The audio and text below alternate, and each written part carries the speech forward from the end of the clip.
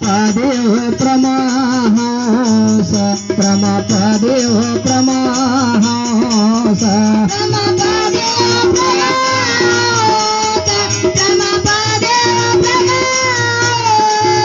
तेने पुशिले जीवास तेने पुशिले जीवास तेने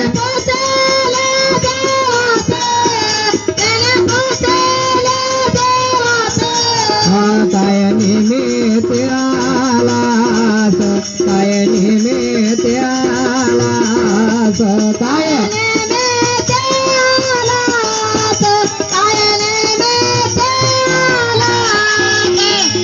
जीवाला विचारलं जीवेश्वरा तुमचं काय निमित्त आहे इथं येण्याचं.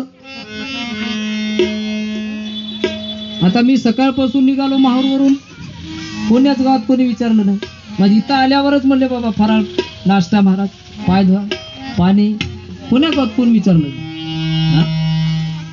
मग या 13व्या पदावरच परमहंस नावाच्या दैवतानं जीवाला विचारलं जीवेश्वरा कोण्या गावचे आहात कुठून आलात काय निमित्त आहे तुमचं इथे येण्याचं. त्यावेळेस जीव काय म्हणते एका आशेवा आमच्या मनात सर्व विषय भोग भोगावे कर्मभूमीत आयसा उल्हास धरून अंतकरणात अन चाललो कर्मभूमीशी.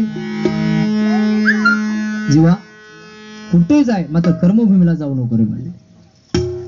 का गड्या म्हणले कर्मभूमी भव जाण आम्ही देणे केले कर्म गोळा दाखवे अष्टपाशाचा 16 आणि ऐक बाप्पा जीवेश्वरा तेथे 4 खाणे 4 वाणी 184 जीव येऊने राट घटे यंत्र करुणे फिरवत असे भाऊचक्रे ही बरवी नाही झाली उत्पत्ती हे केवळ दुःखाची प्राप्ती आणि भोगणे लागे तुझं प्रती ऐक बाप्पा जीवेश्वरा जीवा जाऊ नको. कर्मभूमीच्या ठिकाणी गेलेला जीव आतापर्यंत कोणताही वर आला नाही तू जाऊ नको. तिथं जाळ आहे म्हणले काय जाळ गेलं की पेटती आणि पेटल्यावर इजणार फार मोठं ढन ढन ढन आहे म्हणलं तिथं जाऊ नको. आता जाऊ नको म्हणून कोणालाही सांगा तुम्ही ते जाऊन येतेच नको म्हणायचं ना कोणाला नको म्हणलं की जातो म्हणतो. या जीवाला म्हणलं जाऊ नको नको म्हणलं की ते ताबडतो बस.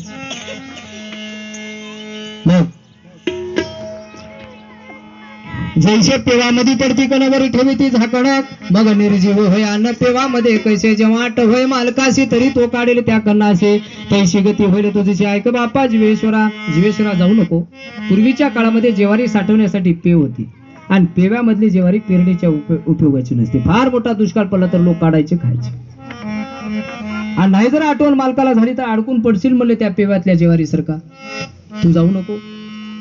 कोणी गंगेत उभा असे अकस्मात पूर हात येत असे तेने लोटेला जगदिशे दुसरा कोणी दिसेना. अकस्मात नदीला महापूर आलेल्या मध्यभागी माणूस अडकलाय त्याला सोडवायला कोणी नाही अशी अवस्था तुझी होईल. भुली घातली दैवतानं जीवाशी टाकले भुलवण आणि जिकडे पाहे तिकडे निर्वाण उभी असे भ्रांती दैवता भूल घालते आणि भ्रांतीच्या डोहामध्ये टाकतात. तू जाऊ नको. जशी नागपंचमी झाल्या दुसऱ्या दिवशी बाया भुलोबा खेळतात मध्ये भुलोबा भोवताल बाया असतात या बायचा त्या बायचा हातात त्या बायचा त्या बायच्या हातात. अर्ध्या बाया काय म्हणतात भुले चालले माहेरा हा भुले चालले माहेरा संगत अर्ध्या बाया सेकंद लागू देत काय म्हणतात कशी जाते के जाऊ द्या कशी कसे जाते गे जाऊ द्या कशी अर्ध्या बाया म्हणा गुले चालले माहेर आणि अर्ध्या बाया कशी जाते गे जाऊ द्या. त्या बाया दिवसभर गाणे म्हणतात. भजनी मंडळ बाजूला राहते. 4च्या टाइमला भुलोबा एका माणसाच्या डोक्यावर देतात.